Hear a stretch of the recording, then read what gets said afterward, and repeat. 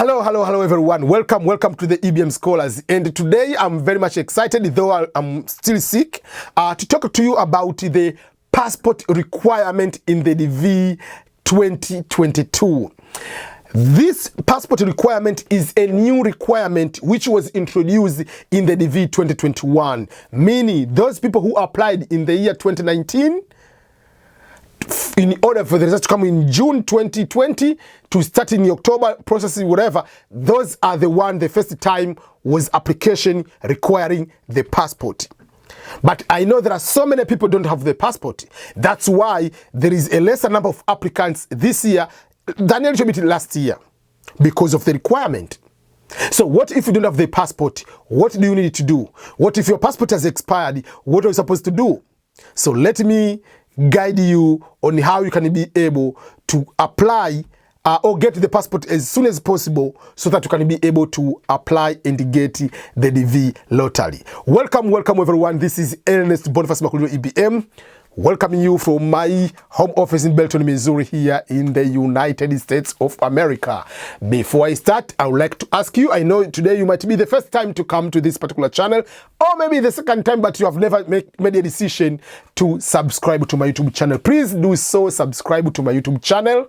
I would appreciate that, but don't forget to like this particular video and share this video to other social network groups you are belonging to. So, as I mentioned, the passport requirement is not going anywhere.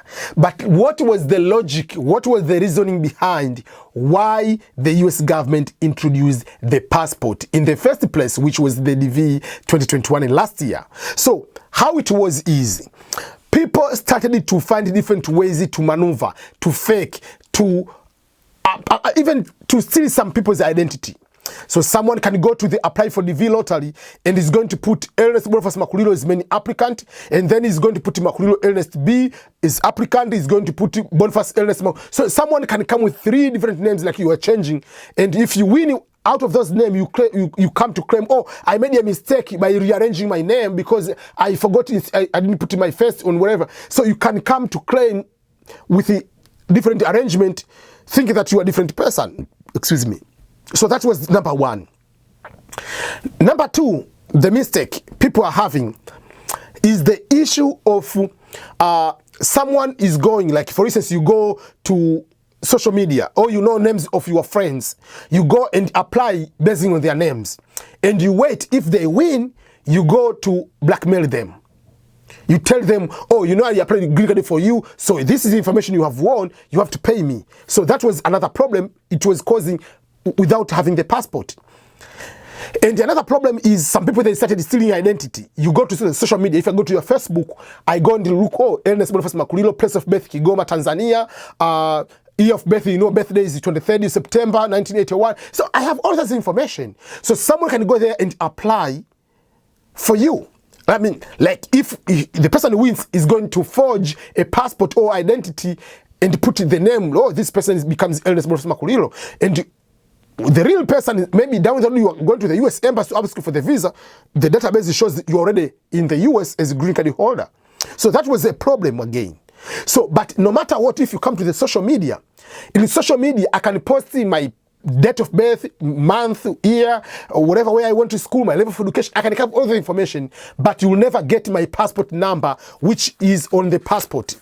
If you look on the passport, I'm not going to show you, I know some people, they can be able to zoom, but if you look on the passport here, the place where you have the number, the face and everything, there is a passport number. No one is going to post their passport and all their identity with the passport number. So with the introduction of the passport and the passport number in the application, it means no one is going to use your identity. No one is going to apply twice, because how are you going to get 2 passports of different numbers? You can't. So for that particular case, it becomes a problem, or it's going to restrict other people. So a person will have one person, a single application. So free and square in that way. So that was the logic behind why they introduced the passport. So last year, when they introduced the passport, it was just I made a video very early, like, okay, there is a requirement, people didn't trust it. But when the time came, the form required the passport. So if the passport is required, do you have a passport? That is my first number 1 question. So there are 2 categories. There are people who have passport, but passport have expired.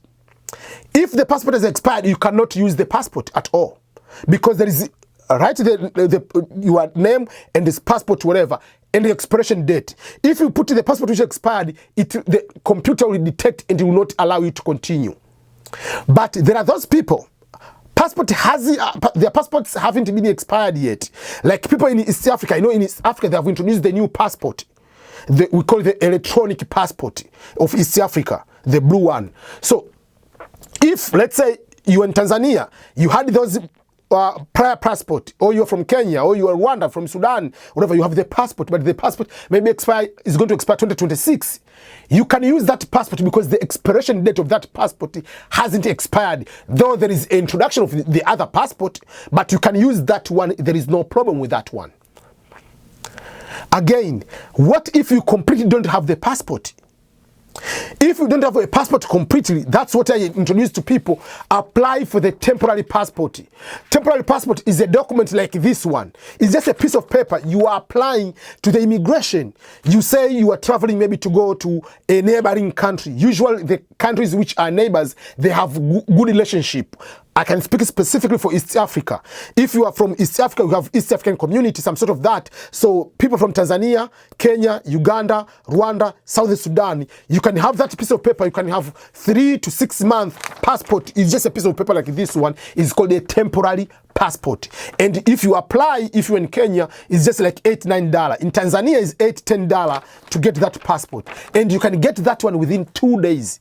So if you want to apply for the DV lottery, the first thing, if you don't have the passport, don't wait until the last day to go to apply for the passport. Because if you wait until the last day, what is going to happen is you might delay. They might give you the passport after the after the DV lottery is ending. I remember some people in West Africa, there was so much big demand of passports, people didn't get the passport on time. So apply. I know now with the COVID, with the pandemic, there are so many restrictions. Some of the countries, they haven't gone back to really full operation, but find a way on how you can get passport, whether it's a temporary passport, whether it is the actual passport book with the passport number. Both they have passport number and expiration date. So go and get it. If you have any question about the temporary passport, let me know on that particular area. So that is very crucial information about the passport. So don't at all allow someone to get your passport, because if someone takes your passport and go and fill the information for the second time, you are toasted. It will be duplicate application.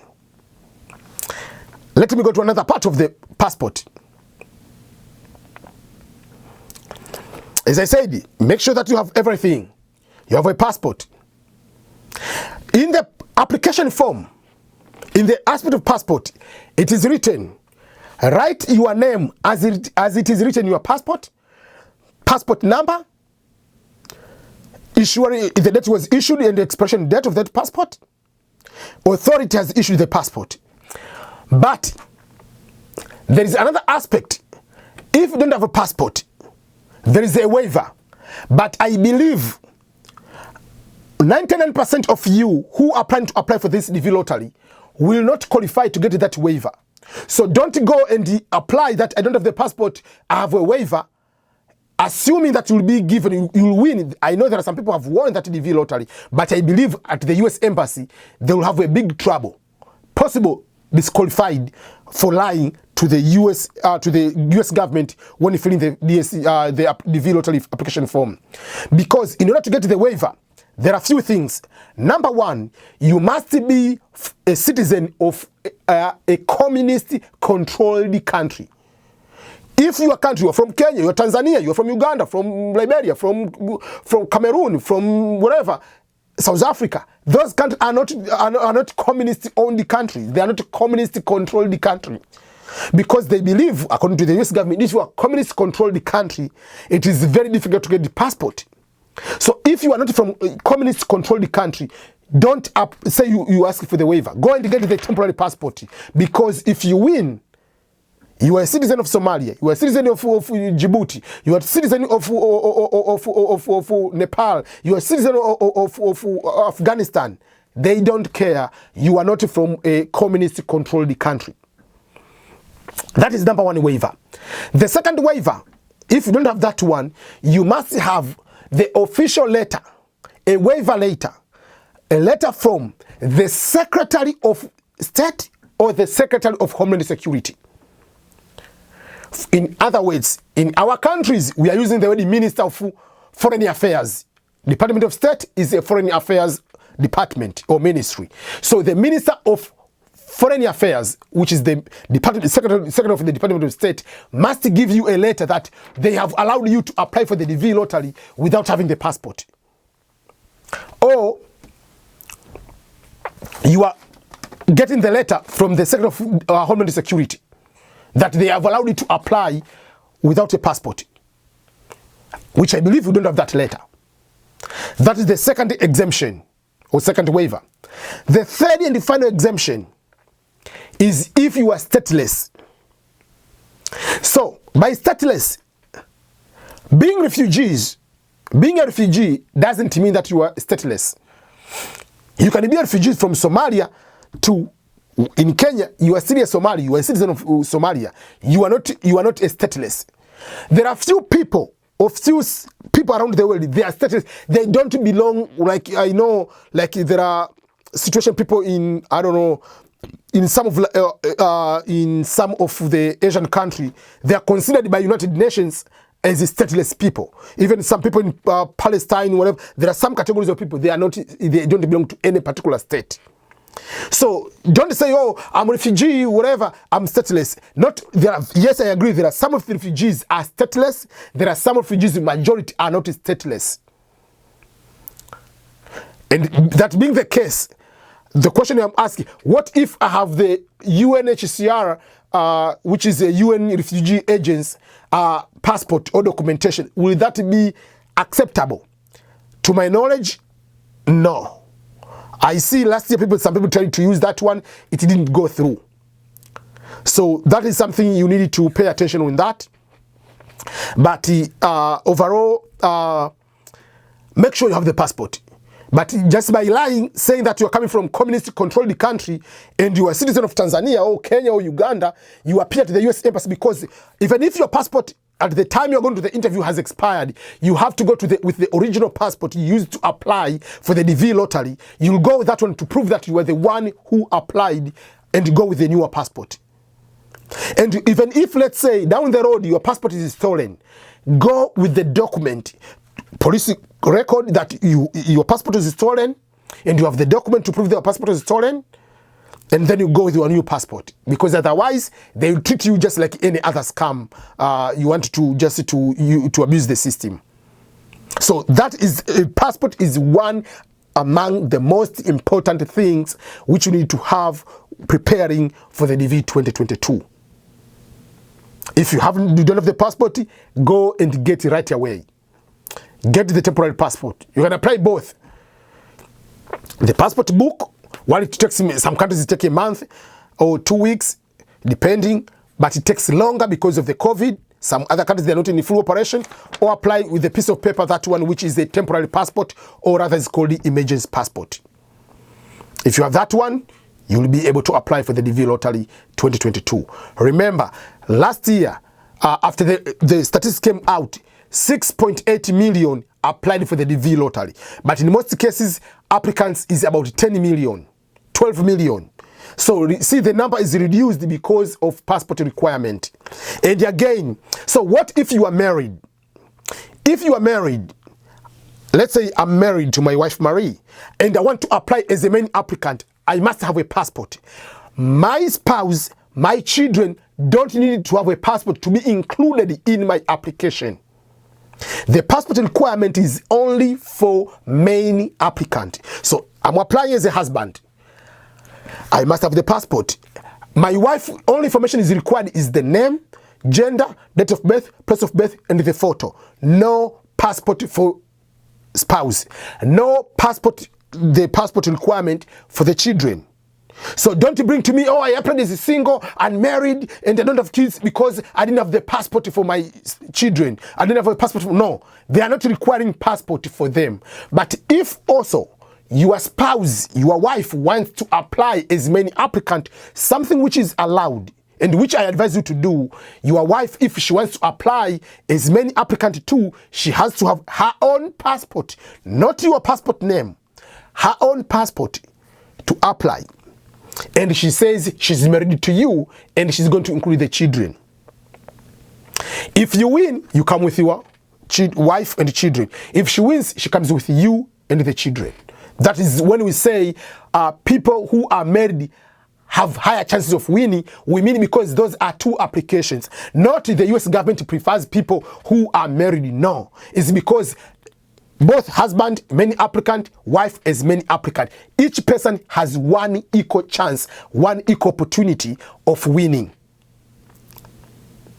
But because you are married, so you'll be two people. Versus if you are single, you apply as one. That's the only difference. So don't try to lie, I'm married, what do you do? You are not, oh, I'm planning to get married in November, but I can put you married. No, you are not. Just apply as single if you are not married. After winning, you can get married and include your wife or your husband. It doesn't matter. So that is very, very critical. So thank you so much, everyone. Let me end up here. But remember to subscribe to my YouTube channel and watch other videos and share these videos to other people so that they can also win the DV lottery and be sure to succeed. Thank you and goodbye.